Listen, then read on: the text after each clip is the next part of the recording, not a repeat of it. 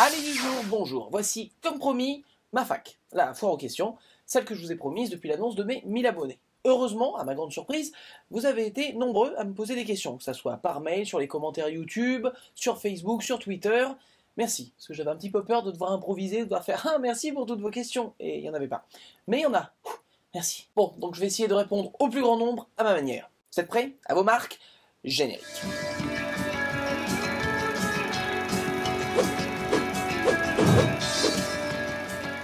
Je lis directement, comme ça au moins... Alors, première question, on m'a beaucoup posé. C'est quoi ce pseudo de merde? Al2SF. Alors, c'est mon vrai nom. Non, enfin, rassurez-vous, c'est pas ce qui a marqué sur ma carte d'identité. C'est en fait mon nom, mais... raccourci. Alban de Saint-Féréol. Oui, je sais, c'est long, et encore, c'est pas la version intégrale. Donc en fait, j'ai enlevé le ban de Alban, le 2, je l'ai transformé en chiffre, et le Saint-Féréol, j'ai gardé que les deux premières lettres, ce qui nous donne Al2SF. Pas Aldocfs ou AL2SF, voilà. C'est pour ça que j'écris le A en majuscule, le L en minuscule et le 2SF en majuscule. Al2SF, Al2SF, voilà. Pourquoi je le garde? Pourquoi pas. Voilà. Suivant. Alors mes passions, mes collections, disons que c'est un peu lié. Déjà, j'adore tout ce qui touche à la narration, en particulier aux arts et compagnie. J'aime les différentes manières de raconter des histoires. Ça me passionne, tous les différents médiums qui racontent une histoire, ça m'intéresse. J'aime avoir des points de vue, j'aime avoir des vues différentes sur certaines histoires racontées qu'on connaît pas. Ça, c'est vraiment mon dada. Expression de 1950. Next. Quand j'étais jeune... non, je n'ai pas dit ça, c'est une erreur. Quand j'étais petit, j'étais fan de comics. Vraiment les comics, j'ai commencé avec les éditions Panini, des trucs comme ça, ensuite j'ai vrillé vers les comics américains directement, et maintenant j'ai plus ou moins arrêté, je suis uniquement des graphic novels, c'est-à-dire des romans sous forme de bande dessinée.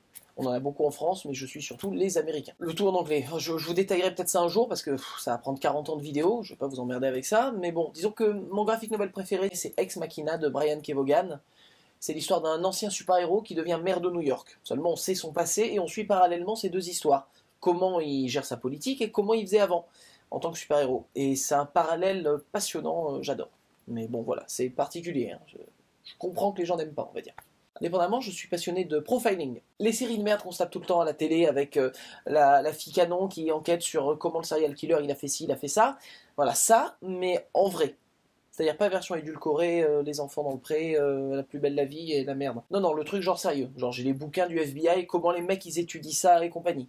Donc c'est pas toujours facile à lire, pour plusieurs raisons, déjà par rapport aux terminologies utilisées, puis par rapport au truc de serial killer, parce que, comment dire, Dexter c'est Club Dorothée, et bon, ça me passionne, au niveau de l'esprit humain, de savoir comment ils réfléchissent, comment on arrive là, comment tu analyses une scène de crime, et que tu arrives du coup à déduire que le mec il est gaucher, droitier, qui vit à telle adresse, je trouve ça passionnant. Bon, un peu comme tout le monde j'ai envie de vous dire, je collectionne un peu les figurines Funko, voilà. En fait ma méthode c'est que je collectionne uniquement celles qui vont par deux. Voilà, truc par équipe. Bon, sauf Sharknado, parce que bon, tornade de requins, quoi. Non, c'est tellement génial l'idée que t'es obligé d'avoir au moins un mémorandum de ça, quoi. Pour les autres figurines, c'est-à-dire les Star Wars et Moïse, c'est des cadeaux d'amis à moi. Donc voilà, Moïse, c'est parce que Jésus. Donc on me fait souvent la blague, alors du coup, voilà, c'est un ami de Londres qui me l'a offert. Et ça, c'est un ami d'enfance qui m'a offert des figurines Star Wars, qu'il a peut-être eu dans les céréales, je ne sais pas, ça restera un secret d'État. Je mange des céréales, mais pas autant. La musique. Alors ouais, je vous ai un peu vu venir avec celle-là, genre... T'as les cheveux longs, t'écoutes du métal. Oui, mais pas autant que ce que vous pourriez penser. Disons que j'aime bien les trucs de niche, je suis chiant, c'est-à-dire j'écoute pas... Du métal. J'écoute des trucs très particuliers. Disons que j'ai une grande passion pour le métal comique. Alors attention, je vais vous dire des noms de groupes. En général, certains me diront c'est du métal, c'est pas du métal, c'est comme vous voulez. Je vous dis juste ce que je considère comme du métal, après on n'en parle plus. Tenacious D, j'adore, je suis très fan. Tenacious D, c'est du métal, ils ont ouvert pour Metallica quand même. Bon, faut pas déconner, c'est du métal, non? Non? Et Steel Panther, Metal Glam, si je me trompe pas, Glam Metal, le mec de Metallica saura mieux que moi. Deux groupes qu'au niveau des textes et comment c'est fait, comment c'est dit, ça me fait mourir de rire. Donc voilà. Sinon, pour revenir un peu à ce que je vous disais sur la narration, j'aime beaucoup l'univers de Arjen Lucassen, c'est-à-dire tout ce qu'il a fait avec Ayreon. Ça, c'est un concept que j'aime beaucoup au niveau de l'histoire, de ce que ça implique, parce que c'est une histoire dans plusieurs histoires et compagnie. C'est un truc qui me branche beaucoup. Voilà. Encore une fois, de niche. où j'en étais? Ok, alors pourquoi me lancer dans l'aventure YouTube? Pourquoi pas?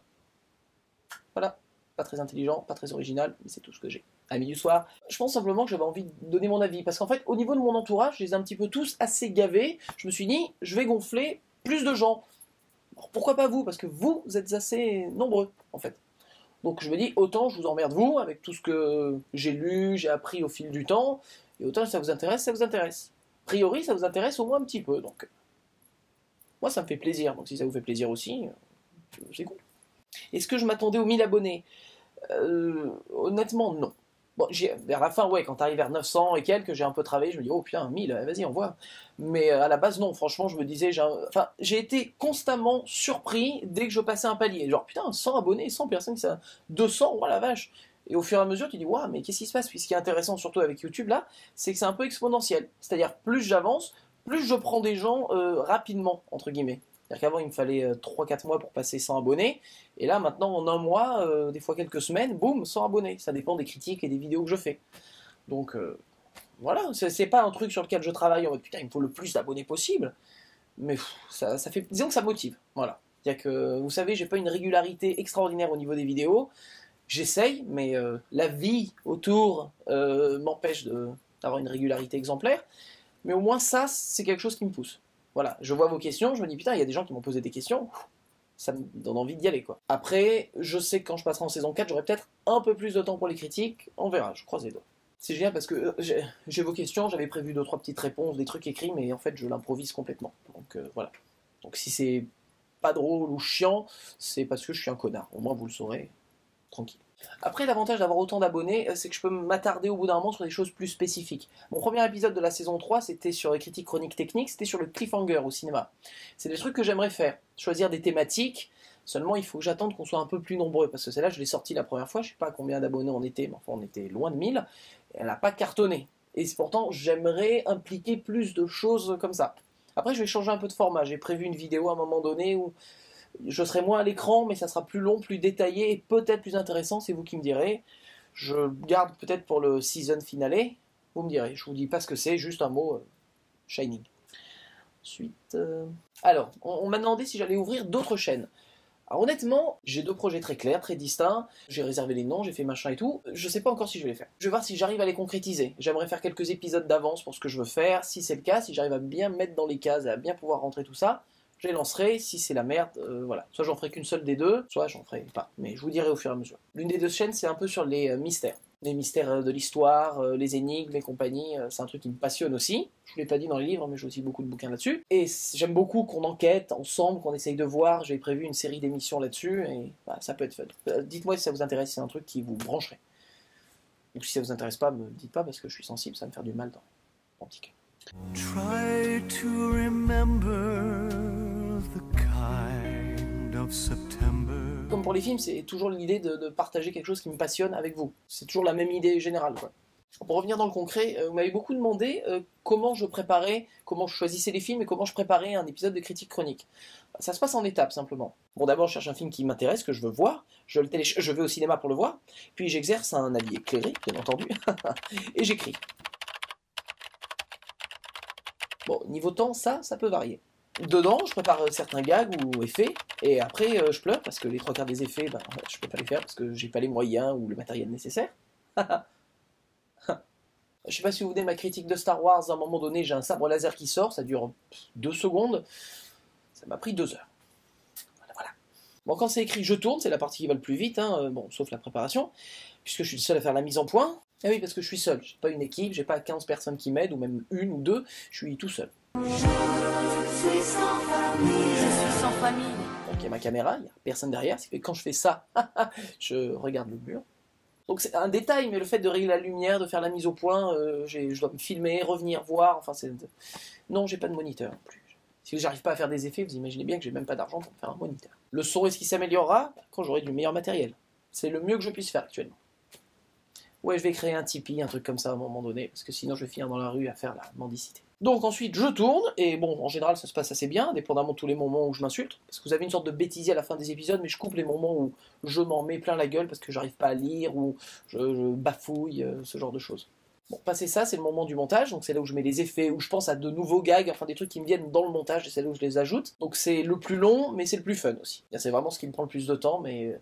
Sauf, malheureusement, entre guillemets, c'est que quand je dois sortir une critique rapidement, parce que, voilà, j'ai vu le film la veille, j'essaye de vous la sortir pour le week-end, histoire d'être un petit peu logique. J'ai sorti la critique de Spectre 2 mois après, et...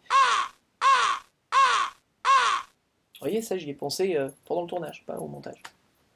Et enfin, je balance ça, j'upload ça sur YouTube. Ce qui peut varier en général, ça peut prendre entre 30 minutes ou 4 années-lumière, ça dépend des jours. Des fois, je sais pas si vous me suivez sur Facebook, mais j'annonce le matin, genre, hey, dans 1 heure critique.